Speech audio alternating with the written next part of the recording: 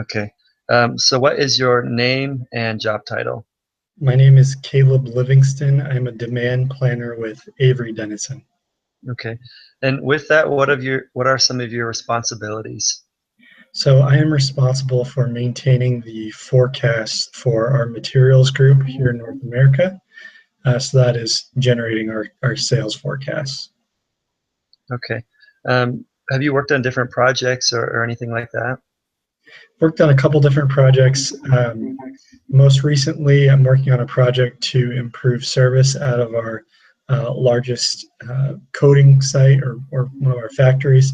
And as part of this project, I'm working on my Lean Six Sigma Green Belt certification. Also, got Okay. to work on some really cool projects with our marketing teams to evaluate new products and how they would fit in our portfolios and how they would best serve our customers' needs, which was a lot of fun. Okay. So what's a typical day like for you when you walk into the office? What are some of the things that you do? So the first thing every morning that I do is I go through all of our stockouts from the prior day, and I basically do a root cause analysis on why we missed the orders. And if they are attributed to forecast, I validate that our forecast was in fact the root cause of the miss.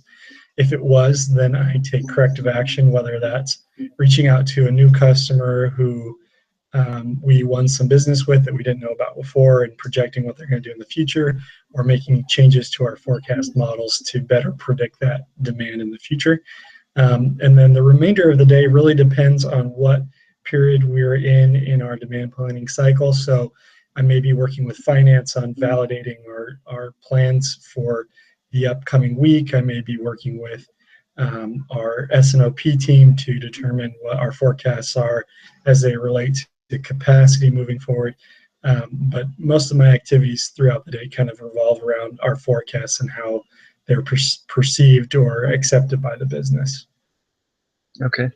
How important is Excel in your job? So Excel is a key differentiator for BYU-Idaho students. We leave school with some excellent skills that people love and they love to tap into, which is fantastic for the BYU-Idaho brand. For me today, I primarily use software that is outside of Excel. We use a software package called Agility. But I still use Excel every day in building tools for my role or for other individuals in the company. How has BYU-Idaho helped prepare you for the role that you have now? So obviously the Excel skills that I just touched on have given me great visibility within the organization, and I've been able to do amazing things with those skills that have solved real problems. So that has been fantastic for my career. I think the biggest thing for me personally, though, was the teamwork and learning, the attention to detail that Brother Kunzler and Brother Clark, Brother Whitesides, the professors I had there, all really stressed and made sure that we were focusing on. That helped me prepare for my career in ways that I probably wouldn't have. So I'd probably say that. Okay.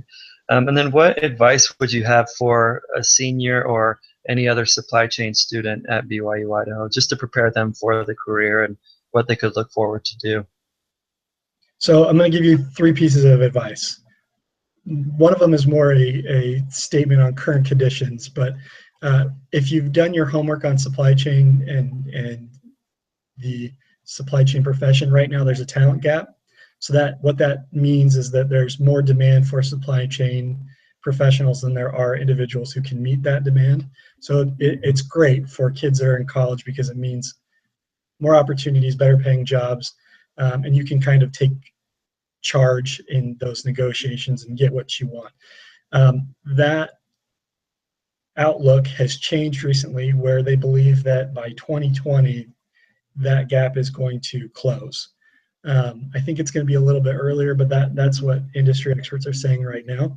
So it's not going to be enough anymore to have a supply chain degree You need to be technically proficient, which BYU-Idaho students are, but you also really need to understand finances in the organization and how to speak to managers about those financial targets that the business has. You need to be able to present your ideas and convince others, and you need to be able to